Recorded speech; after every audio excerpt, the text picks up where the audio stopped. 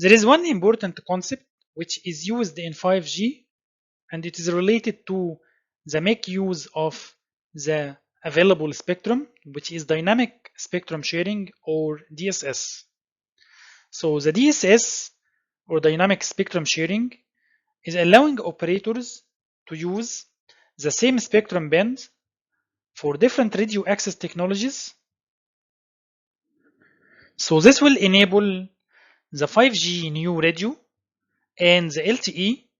to share the same frequency range, and specifically frequency range 1,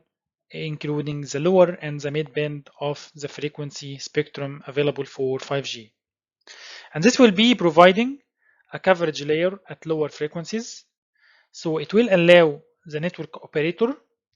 to make a transition from 4G LTE to 5G new radio standalone mode.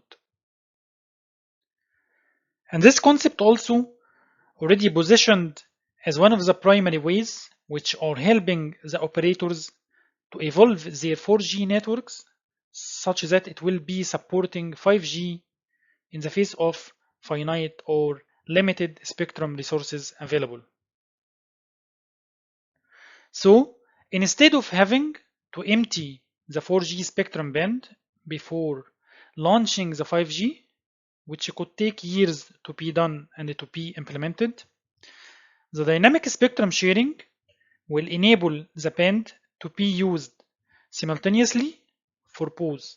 4G and 5G. And the amount of spectrum used for 4G and 5G in the cell can be changed dynamically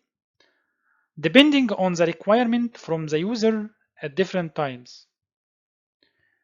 And this flexibility is helping to achieve the spectrum efficiency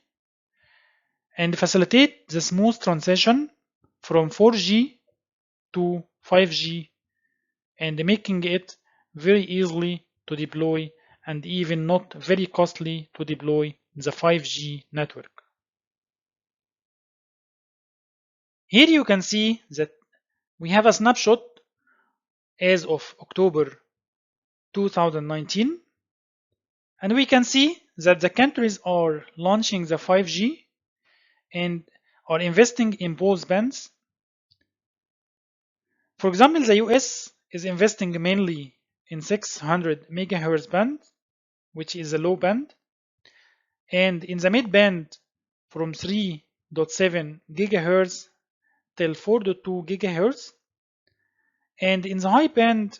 they are allocating 5G networks in many subbands starting 24 gigahertz till 28 gigahertz, and also in the band from 37 till 40 gigahertz. Meanwhile, aside from the licensed 5G bands which the US is using, they are using also either shared spectrum with 4G, which is a DSS, or using the unlicensed frequency bands, which means that the operator does not need to file directly with the regulator, such that he will be able to use the radio band. Meanwhile,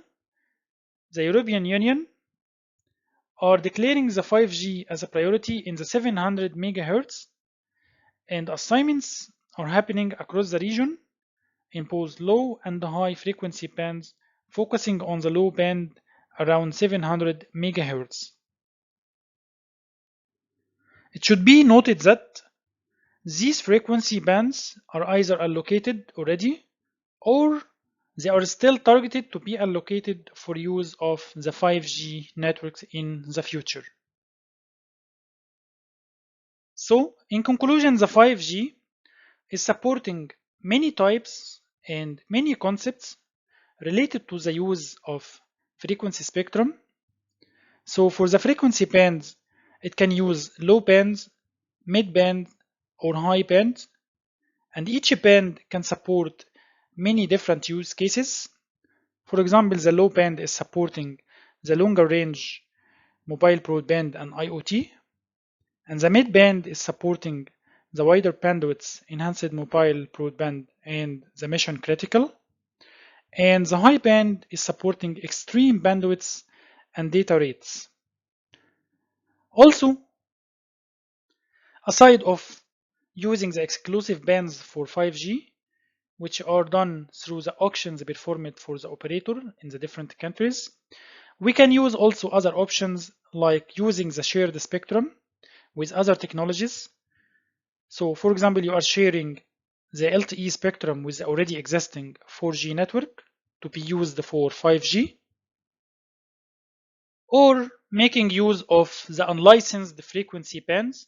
to be used for some 5G use cases. And for your info, as of today, the spectrum or the unlicensed spectrum is used by cable operators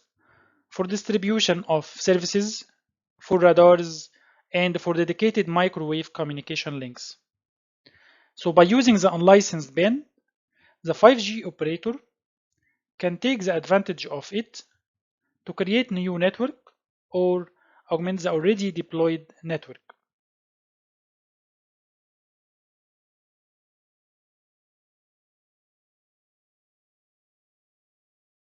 And here, a list of the references that you can try to visit in case you need to get more information and more details about the different topics that we are discussing throughout the course.